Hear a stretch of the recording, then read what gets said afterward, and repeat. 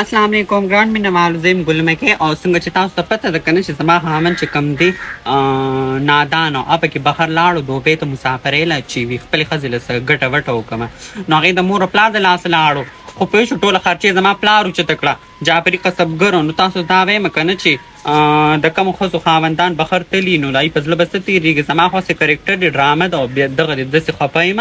نو تاسو ته یو خبره بل هم کومه چې زموږ د 400 د واین چینل دی یوټیوب، نو پلیز دا لایک کې سبسکرایبر کې مخکې ملګرو سره شیر کې په دې ښه اپیسوډ راځي د خپلې وینې ډرامې. او بله دا خبره ده چې دا لازمي کمنټ وکړئ چې موږ دا ډرامه ختمه کړو ختمه نه کړو، او ځکه چې زیات تر خلک وایي ختمه هم کوي او ختمه هم نه کوي، خو موږ سره عادت شوي کو بله موږ داسې شروع کړو نو هغه تقریبا موږ 15 اپیسوډ 10 اپیسوډ پورې موږ نه شو لوبولی که نه، دې کې بس موږ عادت یو، بس ماحول جوړ شوی دی. نو لازمي کمنټ وکړئ چې ختمه یې کړو او که نه ختمه. او ته خوشاله پکې؟ نو بس خوشحاله اومه، خو اوس مې خاوند مسافر دی. وایي خاوند پسې خفه یې؟ زه داسې ډېره خفه یم، وایي زړه دې ټپ څلور خانه که اوښکې وتویولې.